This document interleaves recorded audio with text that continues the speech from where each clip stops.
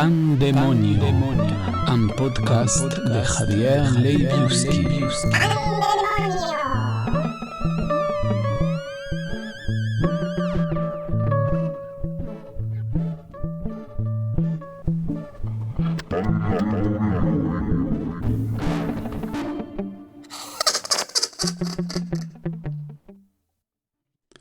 Salut!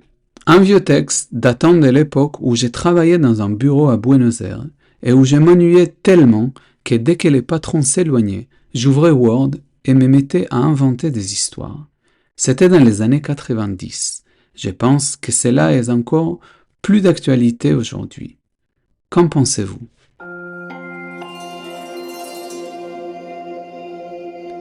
www.word.com.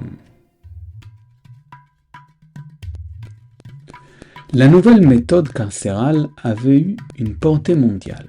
Au début, cela avait généré une grande polémique, mais comme tout, elle avait fini par être acceptée et les gens se sont habitués. En outre, elle offrait plus de sécurité et de confort lors de l'incarcération des criminels. Les criminels étaient assis sur une chaise spéciale très semblable à la chaise électrique. On lui bandait les yeux, puis on dirigeait sur lui un rayon spécial qui les désintégrait moléculairement. Les molécules étaient stockées dans un fichier et chaque fichier portait un nom et un numéro unique. Une fois le processus terminé, on enregistrait ces fichiers dans un dossier spécial.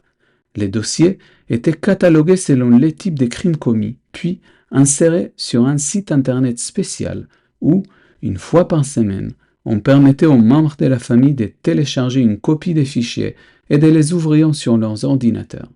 De cette façon, on pouvait voir ses proches, mais sans pouvoir leur parler. Au bout de quelques heures, ces fichiers s'autosupprimaient. L'adresse de la prison était www.jail.com. On avait découvert que de cette façon, on réussissait également à isoler la partie de la personnalité de chacun des prisonniers qui les poussait au crime. Un antivirus fut créé qui s'activait une fois par jour pour nettoyer les fichiers.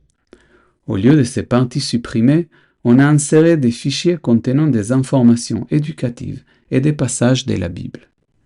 De cette façon, on économisait beaucoup d'espace, occupé autrefois par les prisons, et il était beaucoup plus confortable, rapide et sûr de transférer des prisonniers, puisqu'il s'agissait simplement de copier les fichiers d'un dossier à un autre.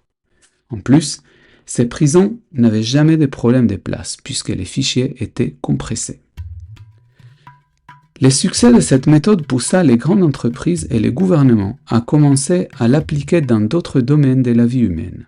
Les cimetières ont tous été désintégrés et convertis en fichiers numériques. Les funérailles culminaient avec la désintégration moléculaire du défunt et on pouvait rendre visite à sa famille sur un site spécial qui permettait d'envoyer des fleurs, de changer la forme de la pierre tombale ainsi que d'autres services. Pour la police, on mit au point une arme spéciale qui désintégrait les criminels et les gardait dans une sorte de disque dur que les policiers portaient constamment sur eux. Ainsi, tous les domaines de la vie furent convertis en fichiers et intégrés de manière ordonnée à Internet. Les crimes devinrent plus sophistiqués car les criminels utilisaient aussi des armes spéciales. Désormais, on pouvait enlever quelqu'un et tout simplement le porter sur soi. Les armées se mirent à utiliser ces armes car il était très facile de transporter des prisonniers ou tout simplement d'effacer les fichiers une fois capturés.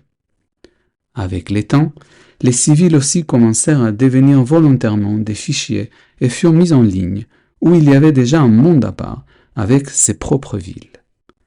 Des ponts spéciaux furent créés permettant de revenir dans le monde extérieur, bien qu'ils soient de moins en moins utilisés. À l'intérieur, tout était plus rapide. On pouvait voyager n'importe où dans le monde en quelques secondes. Construire des maisons était aussi facile que de créer un nouveau dossier. Aujourd'hui, tout ce qu'on appelle le monde est ici, dans les ordinateurs. Dehors est restée la nature avec toutes ces ressources qui ne sont plus exploitées et les villes abandonnées.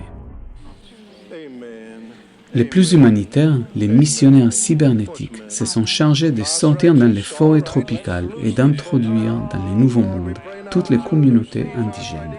C'est pour leur bien. C'est un monde parfait. Peut-être trop. Mais dernièrement, il y a quelque chose qui nous préoccupe tous. Car il peut provoquer pour tout le monde une fin terrible et rapide.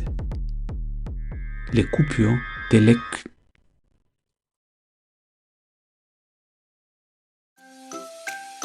C'est tout pour cette fois. J'espère que cet épisode t'a plu et si c'est le cas, n'hésite pas à en parler autour de toi, à liker le profil Instagram ou Facebook du podcast Pandemonio 2025 et à collaborer sur mon compte Patreon, pan-demonio.